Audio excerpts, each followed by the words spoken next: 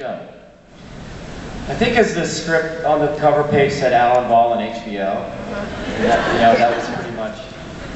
It was funny. Like it was a really hot script in Los Angeles. Everybody wanted to get involved with it. It was vampires, and it was Alan Ball, and he had done 6 Feet Under, and of course, he did American Beauty, and. I just wanted a job too. I mean, honestly, it wasn't like I was going, well, here's a pile of scripts. Which movie do I want to do? So I was, but this was definitely. I remember it being a hot property from the very beginning. I missed that whole thing. I don't know where I was, but I missed the whole thing. I hadn't heard about it. I didn't know what it was, and then I guess probably when you guys were filming episode 3. Now, you shot the pilot, and then there was a break in between, and the strike happened? Oh yeah, we shot the pilot, and then you have to see if the pilot gets picked up. So then it got picked up, and we started shooting. We shot 2 more episodes, and then there was the writer's strike. I don't know if you all remember that. Yeah. Yeah, that's right. Do you have any writers in here that were on strike? Then we didn't even know for sure if it was going to come back after the writer's strike. We were pretty sure, but then so it was really choppy. And when I came on episode 4, so it was just for me one of the ways that I've kept whatever sanity I've left being in this business is that I try to know nothing about what I'm reading for, because I don't want to really want it and get attached and then not get it. Then I have this loss. So when I tell my people to tell me nothing. But I couldn't miss the vampire and Alan Ball. Like, that's pretty much all I knew. And I went in, I read, and then they called me back a month later, I read again. And then I went to the Philippines to They're Coming For You, Sam. What? I heard about last night. Wait, what's going on? Did you hear the siren? Oh, the siren. Hide Sam. And so then when I came on episode 4, I was just off the plane from the Philippines shooting this other thing, and I was delirious. And you guys had known each other for a year on the set. And I was like, what is this show? I told this yesterday, but I was so out of it that there was a line Alex had in Swedish, and for some reason I asked him, I said, are you speaking Cambodian? And that's all I just remember. That's a really big, tall, blonde dude. You were out of it. That's good, yeah. I just needed my next job. I didn't have another prospect like him, so I took it. That's pretty much the actor's life, really. It was actually kind of campy to me, the pilot. I was like, I don't know where this is going to go. But it came out great. In terms of actors, you've got so much talent on this show. Do you find each other learning from each other while you're working? Oh yeah. Yeah. Yeah, I mean, we were just talking about this yesterday in one of the panels. I'm such a fan of so many of the actors on the show. And there's so many different kinds of actors and so many different kinds of people on the show, and just watching everyone.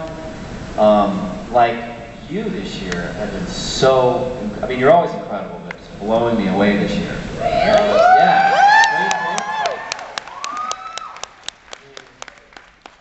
Amazing. And we were just talking about how my favorite actor is always changing on the show. Because everybody's so good in different ways. Well, if you play sports, athletes always say, if you play somebody who's really good, it ups your game, because it just raises the level. And that's what happens, and especially this year for me with Dennis O'Hare. Because I thought I was a pretty good actor, and then I get in a scene with him, and I'm like, oh boy, I better go do some research or something, because he works with a dialect coach. He has the whole history, 3,000 years of his character. He's an astounding man to do a scene with, so it really raises your game. Yeah, I'm a big old thief. I just I steal from my my castmates all the time. I watch every episode, and I'm calculating because I'm watching to see what everybody's doing and what's brilliant about it. And I'm like, I'm gonna flip that and use that. It's great to work with people who make you seem small, because then you're always learning from them to improve yourself. And that's what I do with this cast.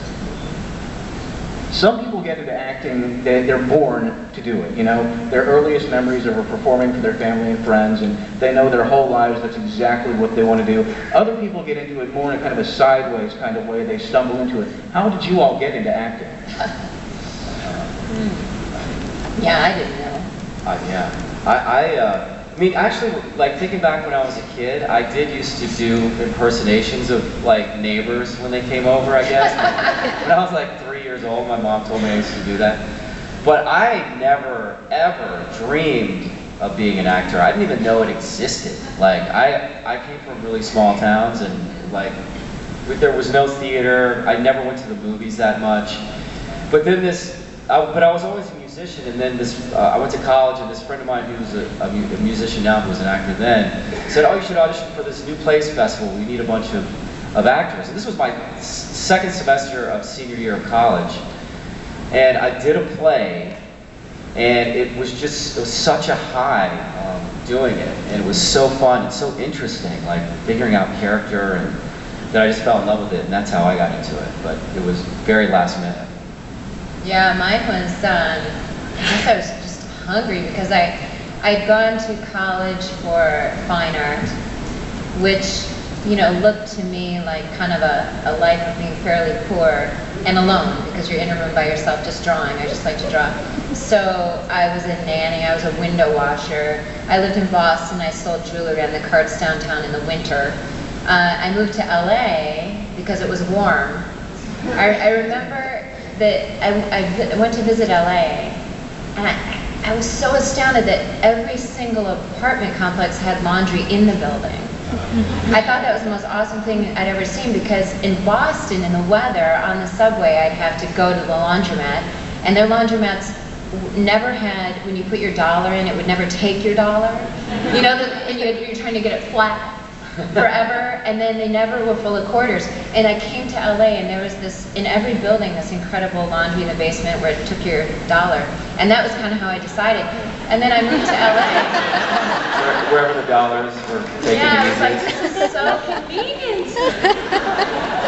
And I love the weather, you know, Boston was hard. So then I get there, and you know, I'm gonna keep doing the same kind of crappy jobs for money. And someone on the street said, hey, you want to be in a movie? What do you pay? And it was like more than my 4 jobs or whatever. And so I did some extra work in this thing. And it was fun being around people all day, not by myself, and getting a paycheck.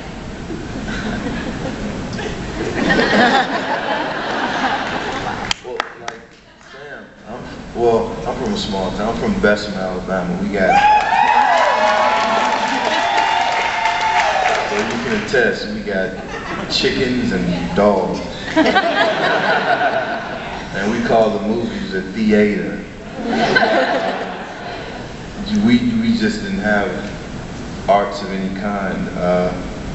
I went to stay with my father in Chicago, and I sort of was doing some stuff in high school, in which my father thought acting was the devil. Because he's like, you're picking up them spirits. Has he seen the show? Has he seen the show? What did you think about Kristin? Yeah. I don't know, he don't watch it too often. And when he do, he's throwing bless oil at the screen.